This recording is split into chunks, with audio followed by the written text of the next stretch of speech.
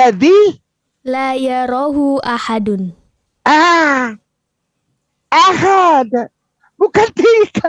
Ini lagi diajarin sholat nih sama Jesus nih. Hare. Sholat.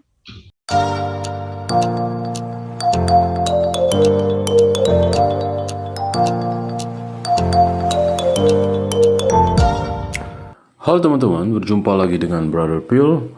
Kembali kita akan lanjut menanggapi Ustadz Kainama. Seperti biasanya, dia menggunakan teknik cocokmologi.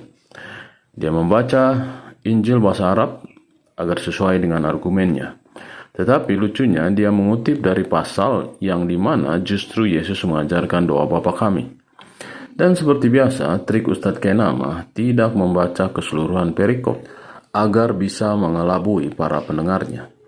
Seperti yang teman-teman lihat pada perikop di samping ini, judulnya adalah hal berdoa. Dan disitulah Yesus mengajarkan doa Bapa kami. Dan ayat yang diambil oleh Ustadz Kainama cuma ayat 5 dan ayat 6. Ayat selanjutnya bagaimana? Dilewatkan saja agar kebohongannya tak ketahuan. Berikut ini dia lanjutkan membaca ayat 6. Oke. Aduh, kasihan saudaraku. Ayat 6-nya Ustazah. Ayat 6-nya. Ayat 6-nya. Nah.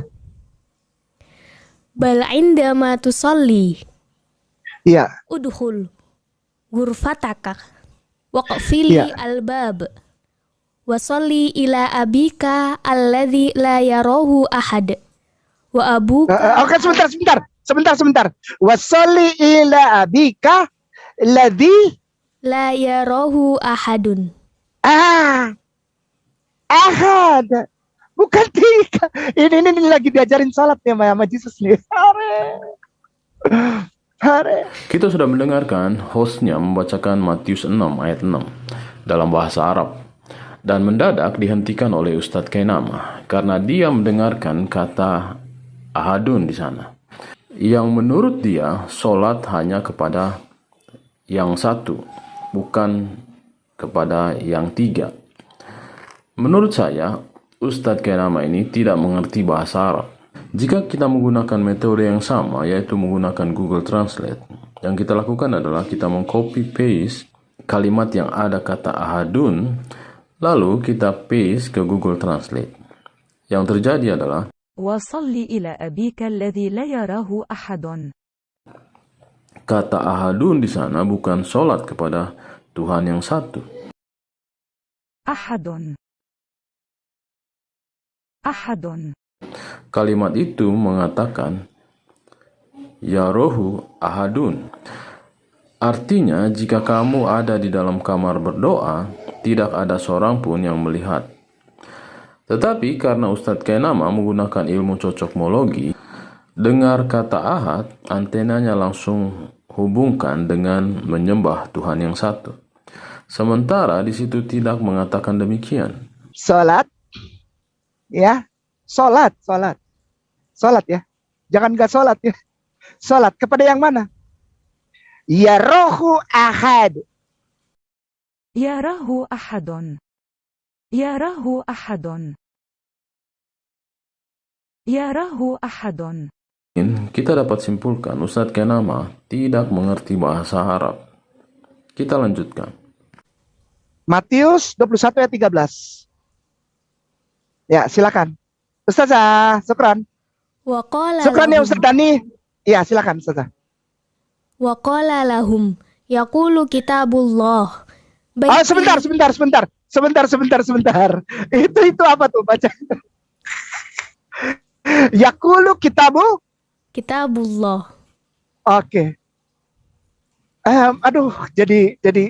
Jadi gimana ya? Kitabullah itu apa Ustazah? Kalau menurut Ustazah? Kitab Allah. Iya, apa yang sekarang kita imani ini namanya? Al-Quran. Oh, berarti Yesus membawa Al-Quran bukan Injil. Dia bawa Injil. Dan Injil itu adalah kitabullah. Dan sekarang sudah nggak tahu itu kemana Injil yang dibawa Yesus. Nah, supaya orang tahu cara sholat yang diajarkan dia, lihat kitabullah yang sekarang ada. Ngerti nggak Ustazah? Ya. Lihat Al-Quran.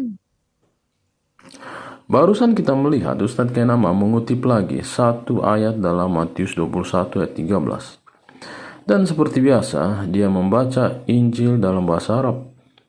Ketika dia mendengar kata kitabullah, radar cocokmologinya langsung menyala. Sehingga dia memberhentikan host saat membaca.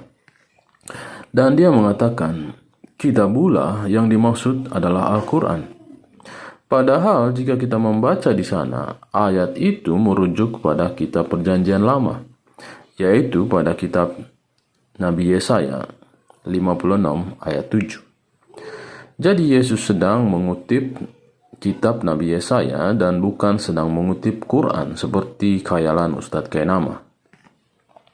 Kata Ustadz Kainama, Injil udah tidak tahu di mana.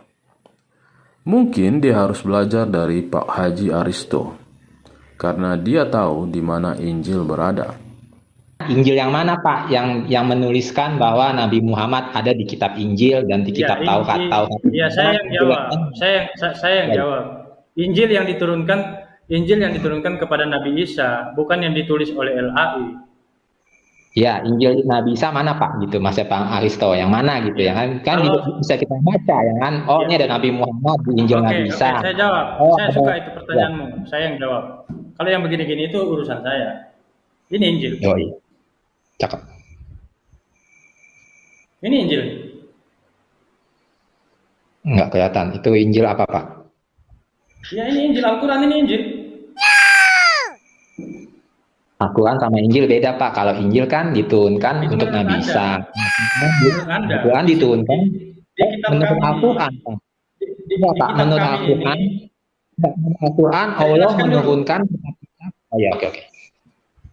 Kitab suci Al-Quran ini adalah kumpulan satu, Taurat, Zabur, Injil, kemudian dilengkapi dengan Al-Quran. Ini Injil.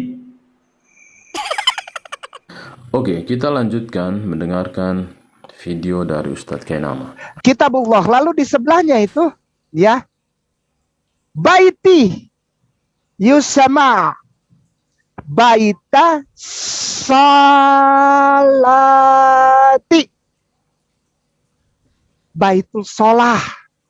Bukan gereja. Baitul Solah. Hei, bangun. Baitul Solah. Allah Akbar. Lanjut. Di dalam video tadi, ia berbicara tentang rumah doa. Atau dalam bahasa Arabnya adalah Baitul Solah. Pertanyaan kita adalah, apa yang dimaksud dengan rumah doa dalam konteks ayat itu? Jika kita membaca satu perikop Matius 21 ayat 12-17, judulnya Yesus menyucikan bait Allah. Seperti apa bait Allah yang dimaksud? Seperti pada gambar di samping. Jadi bukan berbicara tentang masjid. Jadi bait Allah atau rumah doa yang dimaksud adalah bait Allah yang dibangun oleh Raja Salomo. Baitul Solah. Bukan gereja. Baitul Solah. Hei, bangun. Baitul Solah. Allah Akbar. Lanjut ya, Ustaz saya. Ada lagi mau nggak? Baitul Solah dong. Ya. Oke.